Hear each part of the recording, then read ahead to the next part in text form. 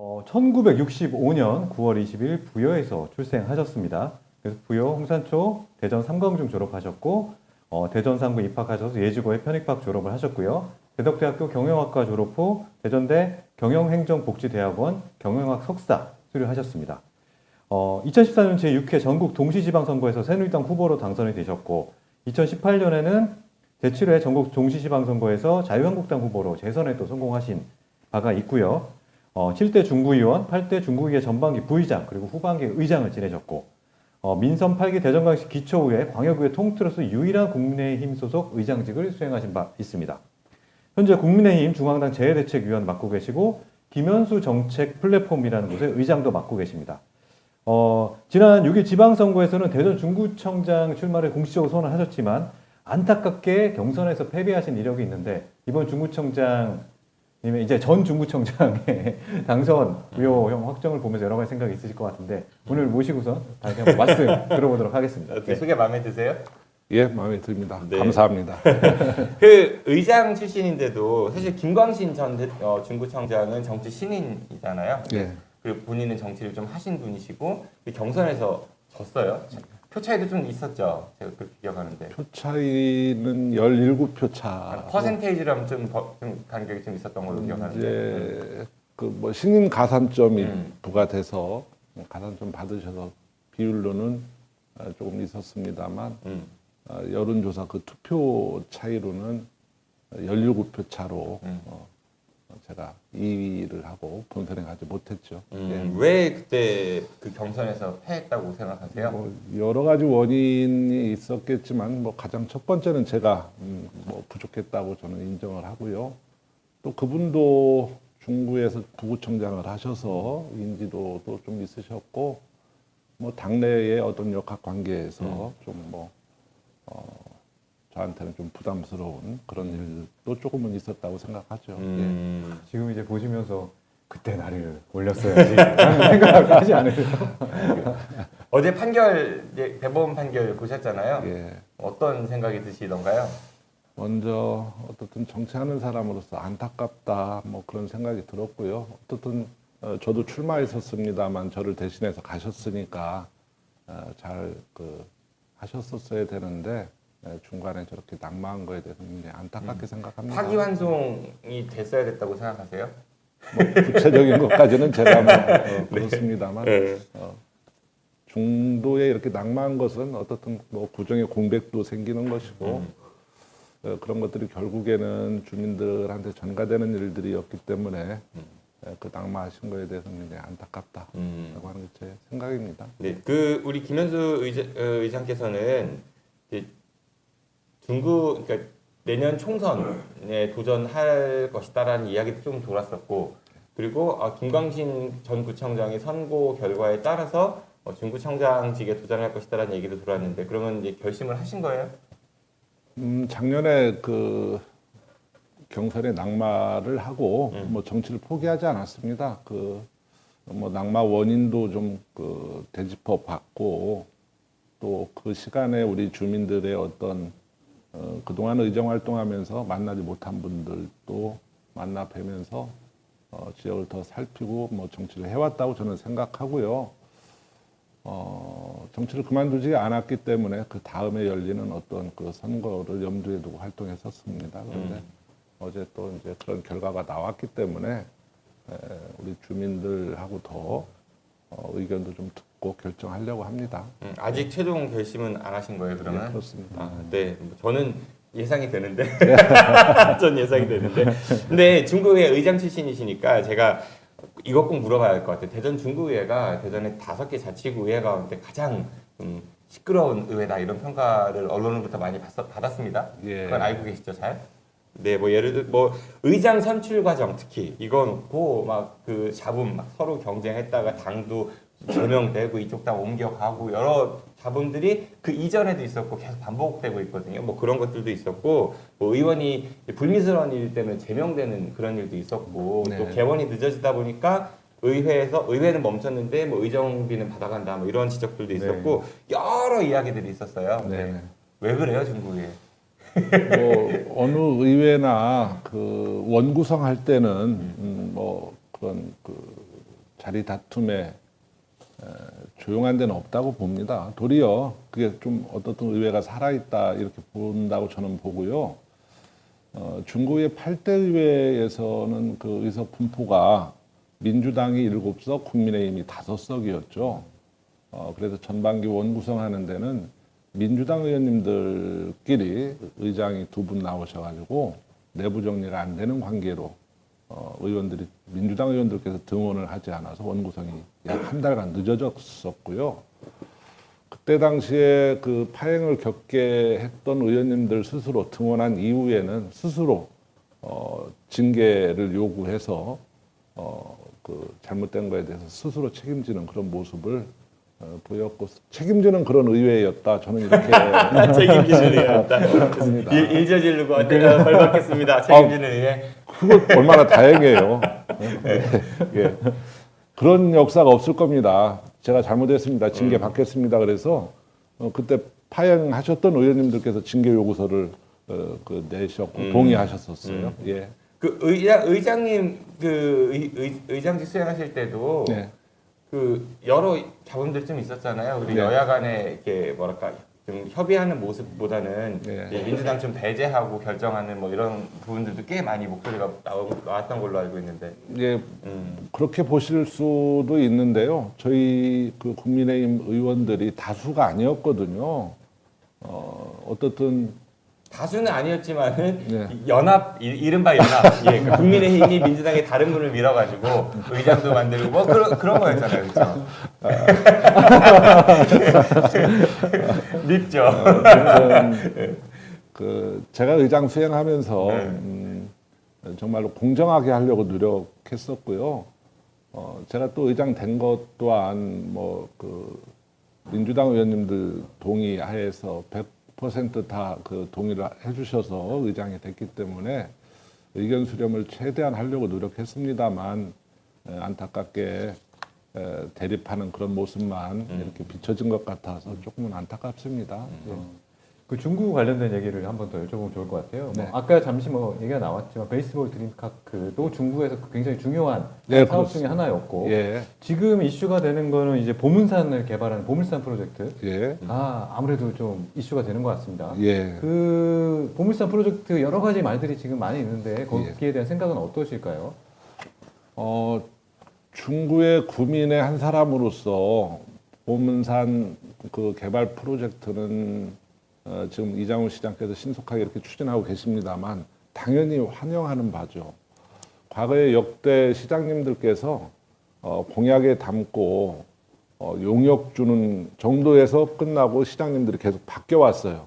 그래서 추진된 사업이 없습니다. 그런데 이장훈 시장께서 지금 그 야심차게 추진하고 계시고 공약했던 그런 사업들이 추진되기를 우리 구민뿐만 아니고 대전 시민들이 바라고 있다 저는 이렇게 그 보고 있습니다. 방향이 맞다고 생각하세요? 저는 옳다고? 그렇습니다. 왜 그러냐면 예를 들어 과거에 지금 하나씩 좀 뜯어보죠. 너무 네. 그 두루뭉술하니까 네, 케이블카 설치하는 거. 네, 네. 그 의장님도 중구에서 오래 사셨으니까 케이블카 네. 타보셨죠? 타봤죠. 예. 저도 타봤고 타봤어요. 네. 예, 우리 그 추억이 있어요. 네. 근데 그 케이블카가 왜 없어졌죠?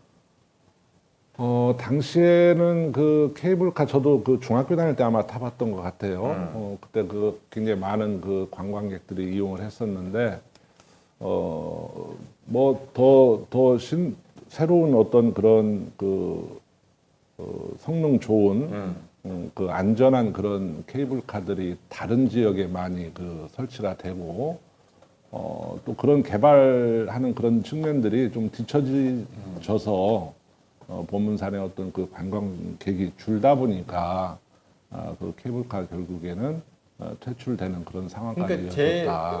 그러니까 무슨 얘기냐면은 보문산 케이블카가 인기가 많았던 거는 과거에 있었죠. 그거는 볼 게 그거밖에 없어서. 근데 퇴출된 거는 볼 게 많아져서 그러니까 시장에서 정리가 된 거잖아요. 뭐 다른 지역에. 케이블카뿐 아니라 이제 탈 것들도 많고 볼 것들도 많이 생겼으니까. 예. 그런데 지금 21세기 대한민국 그 대전 보문산에 케이블카를 또 만든다고 하면은 네. 사람들이 그걸 타러 올까요? 저는 이렇게 봅니다. 그 단순히 케이블카를 타는 거에 그친다면 우리 그 기자님 말씀대로 그럴 수도 있다고 생각하는데 지금 보문산에 케이블카를 설치한다면 저쪽 그 사정동의 뿌리공원에서 또 그 오월드, 보문산 또 이쪽에 그 아쿠아월드까지 이렇게 연결해서 관광을 즐길 수 있는 그런 그 이동 수단으로도 충분히 그 가치가 있는 것이고 또 대전 시내 전체를 전망할 수 있는 그런 기능까지 탑재가 돼서 충분히 그 경쟁력이 있을 것이다. 저는 그렇게 이해하고 있습니다. 제가 또 하나 걱정하는 거는 물론 지금 이장구 시장의 이 보물섬 프로젝트는 민간 자본을 유치해야 되는 사업이에요. 예. 그렇죠. 예. 처음에 그래서 민간 사업자 이 케이블카하고 전망대를 위해서 1,500억 원 정도를 들여서 그 시설을 할 민간 사업자 공모가 있었었죠. 예, 예. 그래서 그 민간 사업자 그걸 지으면은 20년, 그러니까 기부 체납하고 대전시에 20년간 그걸 운영권을 받는 그런 거였는데 한 곳만 이제 응찰했다는 얘기인 거예요. 그래서 대전시가 딱 열어보니까 케이블카만 있고 전망대는 없네. 그래서 무효. 그 지금 재공고를 한 상태입니다. 예, 일단 예. 케이블카 위주로 하되 전망대를 추가하면은 플러스 알파 주겠다라는 게 이제 조건인 거고요. 그런데 1,500억 20년이면요. 예. 그럼 민간 사업자가 1,500억 들여서 20년간 운영하면서 이 돈을 뽑으려면은 1년에 100억 원 정도의 흑자를 봐야 하거든요. 매출이 아니라. 근데 지금 대전 오월드가 제가 2022년 공시 찾아보니까 한 100억 원 적자예요. 예. 그 쉽겠냐는 거예요. 그 민간 사업자가 돈 못 버는 거를 올 리는 없잖아요. 그래서 지금 그 방금 말씀드린 것처럼 아쿠아월드 또 오월드 뿌리공원 이렇게 연계한 이런 그 관람할 수 있는 그런 기능들을 잘 맞추면 충분히 관광객 유치하는 데 충분하다. 그리고 그런 쪽으로 좀 더 연구가 필요하다. 저는 이렇게 봅니다. 그러니까 지금 말씀하신 것처럼 뭔가 중국 활성화를 위한 대안이나 방안들은 좀 필요한 상황입니다. 보문산 주변일 때. 그리고 만약에 말씀하신 것처럼 그 뭔가 이동수단을 통해서 관광 자원이 연계된다는 취지는 굉장히 좋은데 문제는 지금 이렇게 지적되는 사람들이 많기 때문에 여기에 대한 좀 충분한 논의가 있었으면 하는 바람이 있어요. 그러니까 추진을 그냥 한다가 아니라 수익성도 따져봐야 되고 그에 따른 지속 가능성도 봐야 되고 그리고 연계되는 이제 오월드라든가 아쿠아월드 사실 여기도 같이 살아나야 되지 케이블카 하나 설치한다고 이게 저절로 살아나진 않을 것 같아서 뭐 그런 데가 있으면 대전 시민으로서 너무 좋을 것 같긴 한데 또 이러다가 오히려 적자만 보고 결국 시에 악영향을 미치는 게 아닌가. 그래서 그 전에 공청회라든가 연구라든가 이런 걸 더 충분히 하면 어떨까라는 저는 좀 그런 바람이 있습니다. 예, 그 지난